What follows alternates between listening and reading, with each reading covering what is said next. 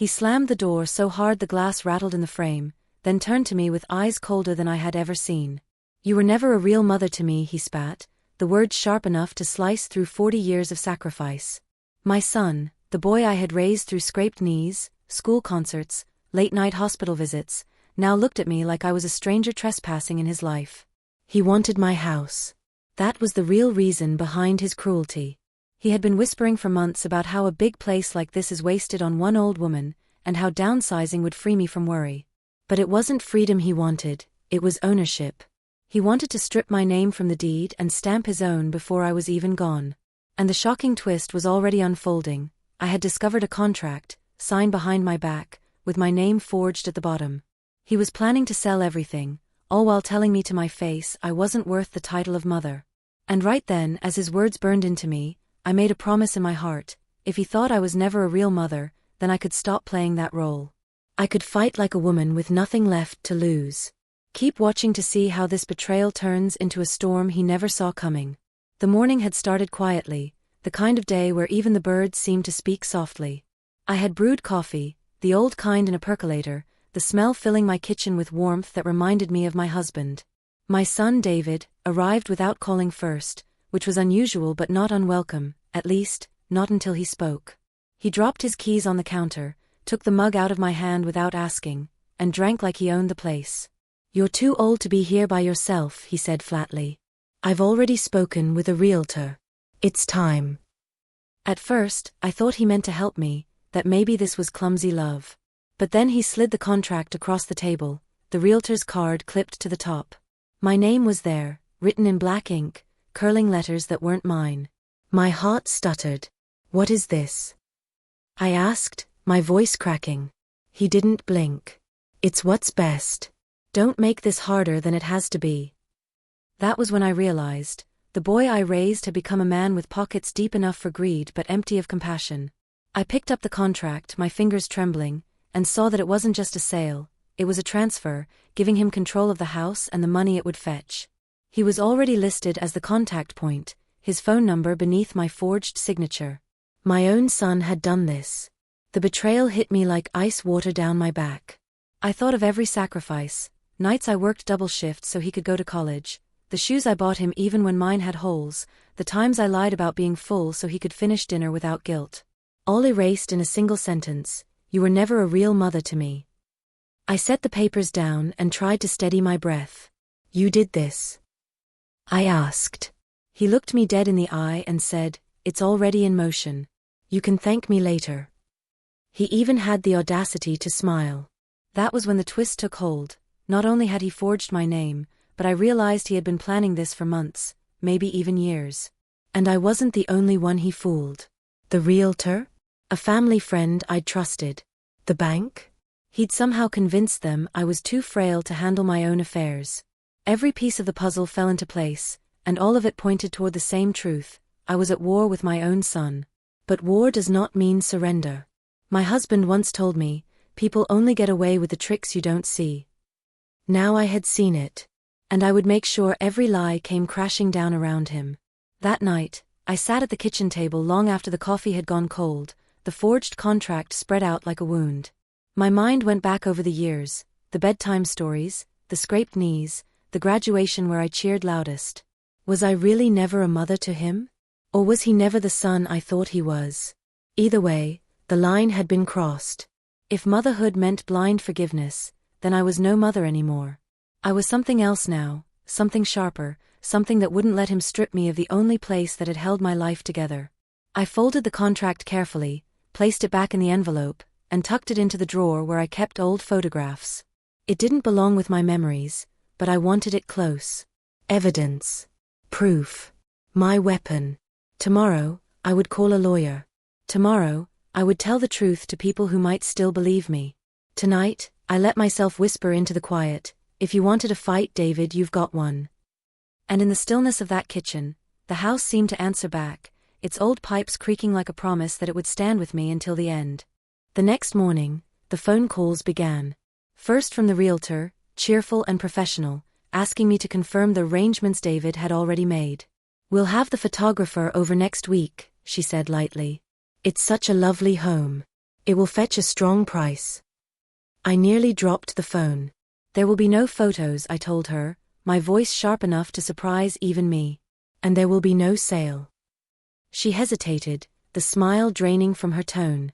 But ma'am, your son already. I hung up before she could finish. Minutes later, the bank called. A polite young man with a clipped voice asked me to verify the power of attorney transfer David had filed. My heart pounded. Power of attorney? I hadn't signed anything of the kind. I told him firmly there must be a mistake. He promised to flag the account and have someone follow up.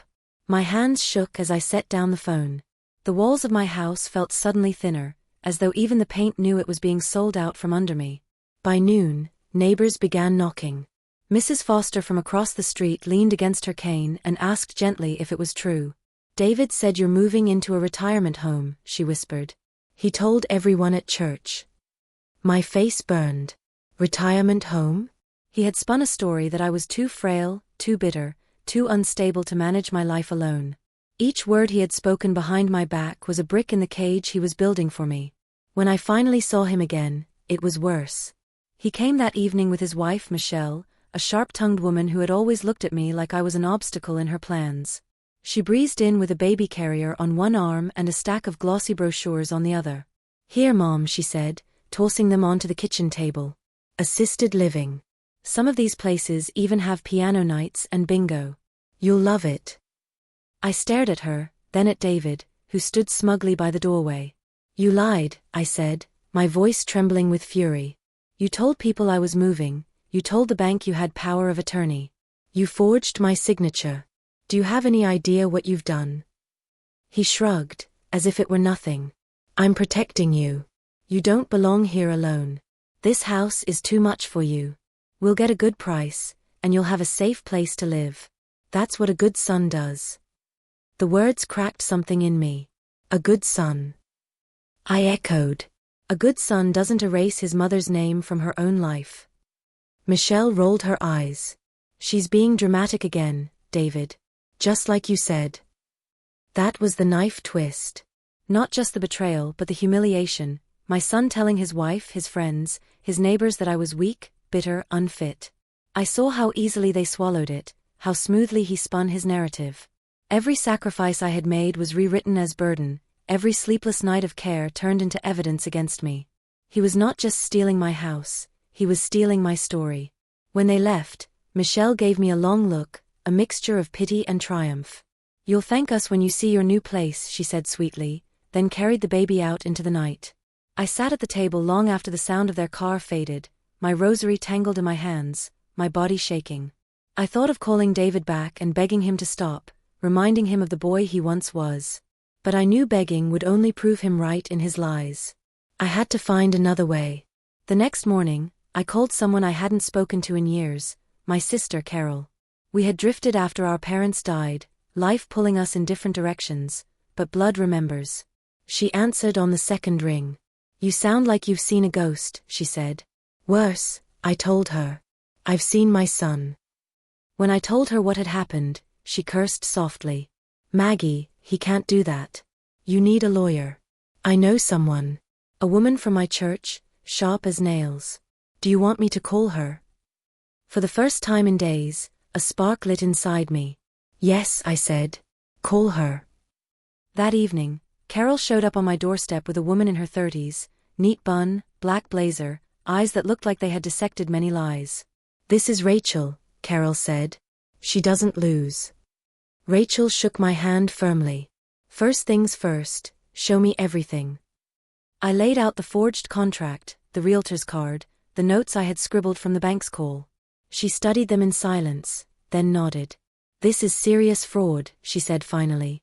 But it's also sloppy. They've left a trail. We'll follow it. I felt tears sting my eyes. He told me I was never a real mother, I whispered. As if that justifies taking everything. Rachel's gaze softened for a moment, then hardened again. Then we'll remind him what a real mother can do when pushed too far. That night, for the first time in weeks, I slept without trembling. The next day, Rachel began making calls. She contacted the bank, the realtor, even the county office. She asked for copies, logs, timestamps. Everywhere, David's fingerprints showed, emails in his name, instructions written as though I had dictated them, signatures that looked like mine only to the careless eye. Each discovery cut me deeper, but each was also a weapon. Meanwhile, David grew bolder. He showed up with movers one afternoon, striding in like a king returning to his castle. "Pack up the essentials, Mom," he said. "We'll store the rest." The movers looked uncomfortable, sensing the wrongness, but he waved them forward. I blocked the doorway, my body shaking but rooted. "Touch anything in this house, and I'll call the police," I said. He laughed, a sound I didn't recognize. "You won't. They'll believe me over you. Everyone does." And in that moment I knew, he wasn't just trying to take my house. He was trying to erase my authority, my very right to be believed. That night, after the movers left empty-handed, I sat with Carol and Rachel at my kitchen table. My humiliation was heavy, but it had hardened into something sharper. "I won't let him win," I said, my voice steady. Rachel tapped her pen. "Good," she said. "Because tomorrow we stop playing defense. Tomorrow we go after him." The plan was forming.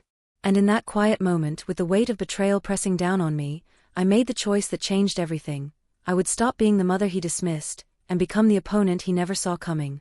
Rachel's voice was calm but firm as she spread the papers across my kitchen table. "They've underestimated you," she said. "That's our advantage. Men like your son think forging a signature is clever enough.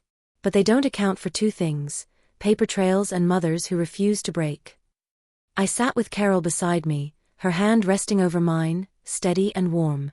The evidence already filled a folder thicker than the family Bible: emails, fraudulent filings, witness accounts from the bank. Each sheet of paper was a small betrayal, but together they were a weapon. "What do we do first?" I asked.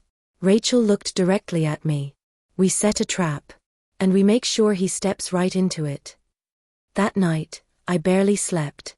I lay awake, listening to the house creak, whispering to my husband in my mind the way I always did when I needed strength. "They think I'm weak," I told him. "They think I'll fold." The walls seemed to breathe back, hold steady. The next morning, Rachel returned with a stack of forms.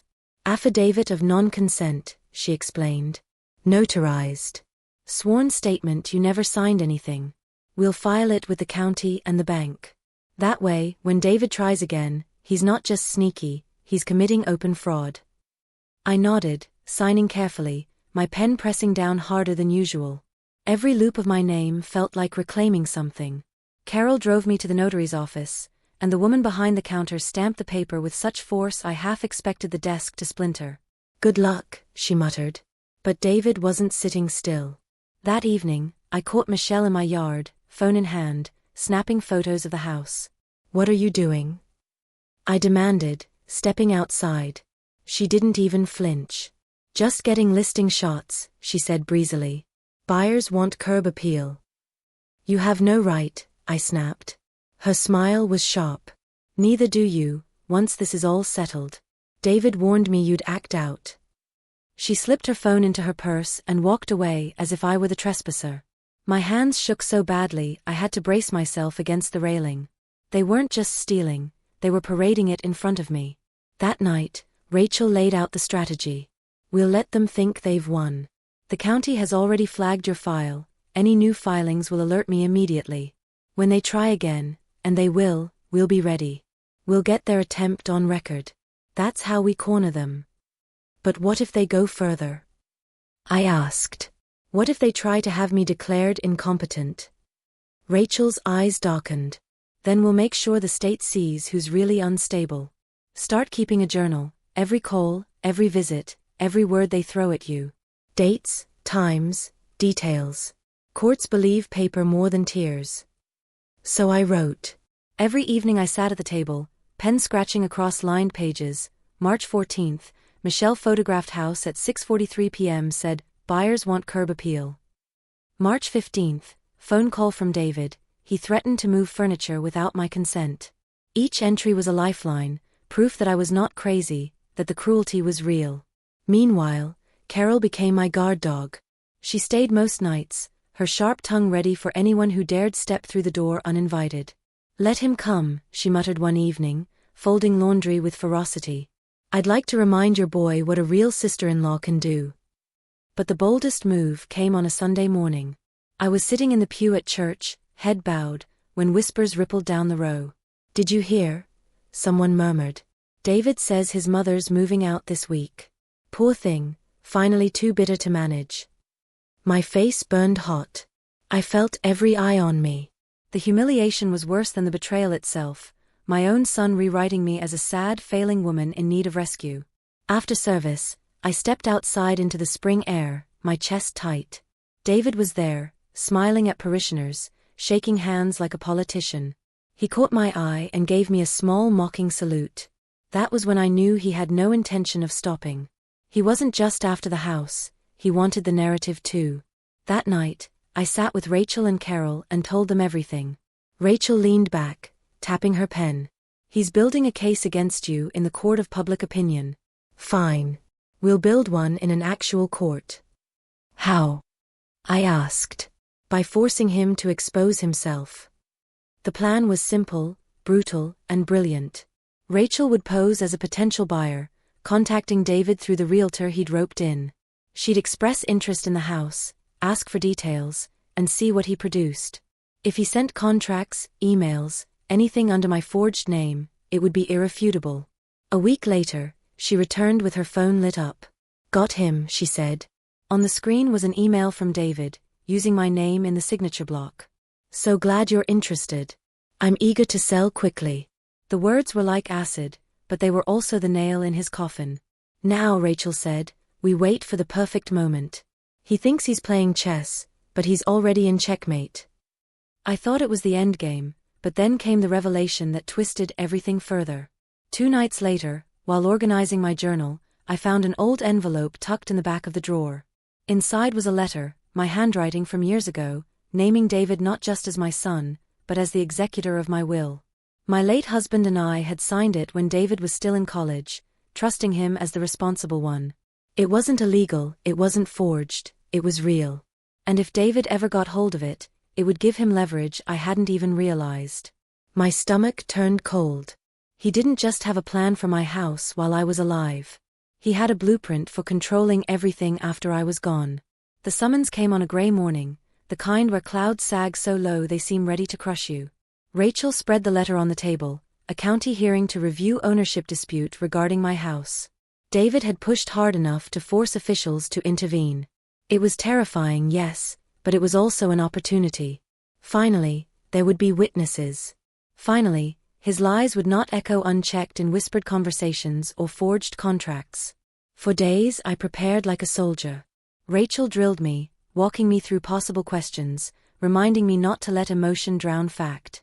Carol kept my spirit steady, feeding me soup and small encouragements, telling me my husband would be proud. At night, I sat at my kitchen table with the rosary in my hands and whispered, "If they want a show, I'll give them one they'll never forget." The morning of the hearing I dressed carefully, my best navy cardigan, a pressed floral dress, low-heeled shoes polished until they gleamed. I tied my gray hair into a neat bun. When I looked in the mirror, I did not see a frail old woman. I saw a witness, a fighter, someone who had built a life brick by brick and would not let her son bulldoze it for profit. The county building loomed large, its steps slick with drizzle. Inside, the fluorescent lights hummed, casting everything in sharp relief. The hearing room was smaller than I expected. Rows of chairs, a long wooden table, a clerk at the front, and a handful of observers who had come either out of duty or curiosity.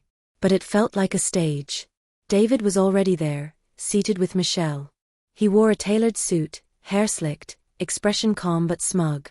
Michelle sat beside him, her blouse crisp, her nails painted a bold red. She cradled the baby in a carrier at her feet like a prop meant to soften their image. When he saw me enter, David's lips curled into a faint smile. A silent message, "This is already mine." Rachel guided me to the opposite table, her briefcase snapping open like a weapon. Carol sat behind us, her eyes sharp as daggers. I placed my tote on the table, its weight grounding me, filled with the documents that told the truth. The clerk began with the formalities, outlining the dispute, a property under my name, contested filings suggesting transfer, questions of validity. "We are here," the clerk said, "to determine ownership and to examine potential fraudulent activity." David rose first, speaking smoothly. My mother is not well, he said, voice dripping with practiced concern. She's been isolated, bitter, and increasingly unstable. We've had to step in for her safety and for the future of this property. She agreed to transfer the home, but now she's confused and resisting. We only want what's best for her. Murmurs rippled through the room. He was good, polished, calm, using the language of care to disguise greed. Michelle nodded solemnly beside him, even dabbing her eyes with a tissue. It might have worked if no one had seen the paper trail. Rachel stood next, her voice sharp as a blade. We dispute every word. Mrs. Walker, she gestured toward me, never consented to transfer her home. Her signature was forged. We have affidavits, notarized statements, and evidence of attempted fraud. What my client's son calls safety is nothing more than theft. All eyes turned to me. My hands shook slightly as I rose, but my voice was steady. My son told me I was never a real mother, I said quietly, letting the words hang in the air. He told me that while handing me papers I never signed. He told neighbors I was too bitter to live in my own house. He forged my name, he lied to the bank, and he tried to erase me. If that is care, then I'd hate to see cruelty. The room fell silent. Even the clerk's pen hovered midair. Rachel opened the folder, sliding documents across the table one by one. Here is the original deed, signed decades ago, untouched until this year. Here is the fraudulent contract, with a signature that does not match Mrs. Walker's verified exemplar. Here is a notarized affidavit of non-consent, stamped last week. Here is correspondence from the bank flagging irregularities in Mr. Walker's attempts to claim power of attorney. Each paper landed like a hammer. David shifted in his seat, his jaw tightening. Michelle's eyes flicked nervously from page to page. And finally, Rachel said, her voice sharp with triumph, here is an email from Mr. Walker, sent to what he believed was a potential buyer, signing off in his mother's name. A blatant act of fraud. The email glowed on the screen as Rachel held up the printed copy. Gasps rippled through the observers. The mask began to slip. That's not me, David snapped, rising from his seat. That's fabricated. They're framing me. Rachel raised an eyebrow. Would you like us to subpoena your IP records? Because we will. Fraud leaves footprints, Mr. Walker. And yours are all over this. His comm cracked. She's lying, he shouted, pointing at me. She's always lied. She's never loved me. She doesn't deserve that house. She doesn't deserve anything. Michelle tugged at his sleeve, hissing, David, sit down. But it was too late. The room had seen him, truly seen him, the anger, the entitlement, the cruelty boiling over. I stood, my voice ringing clear. You told me I was never a real mother. Maybe you're right. Maybe I was too forgiving, too blind, too eager to believe you'd grow into the man I hoped you'd be. But I was real enough to work 2 jobs to put you through college. Real enough to sit in hospital waiting rooms when you were sick. Real enough to keep this house standing when your father died. And I am real enough now to stop you from taking what you never earned. Applause broke from the back, 1 or 2 people at first, then more, until the clerk banged her gavel for silence. But the point had landed. The witnesses had seen the truth. The clerk leaned forward, voice stern. Based on the evidence presented, the property remains solely in Mrs. Walker's name.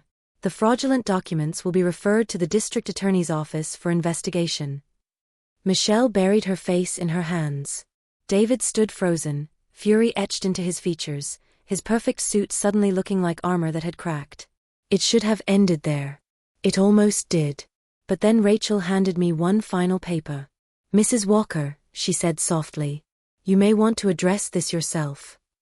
I unfolded it slowly, my breath catching. The old will.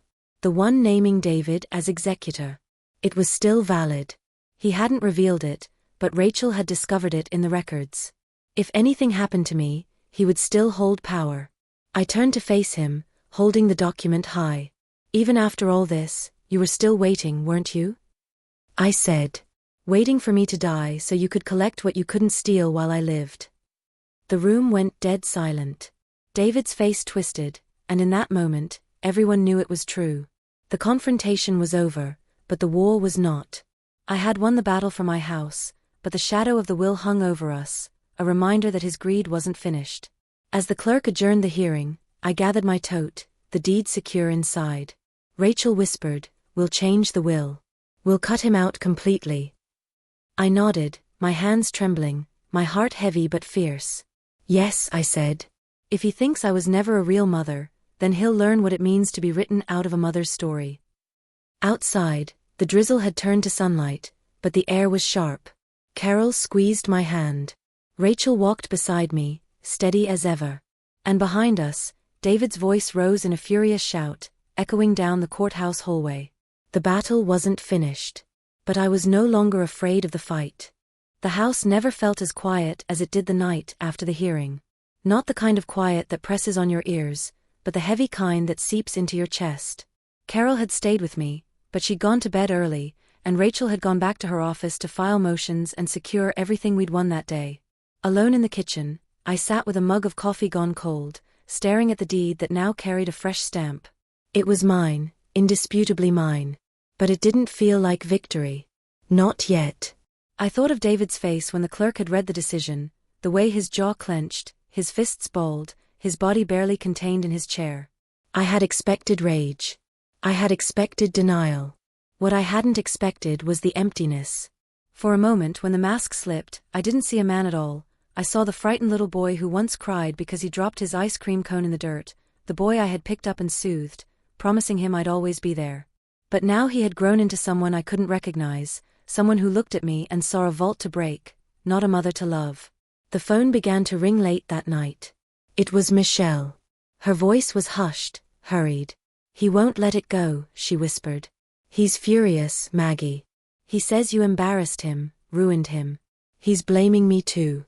I don't know what to do." Her words twisted inside me.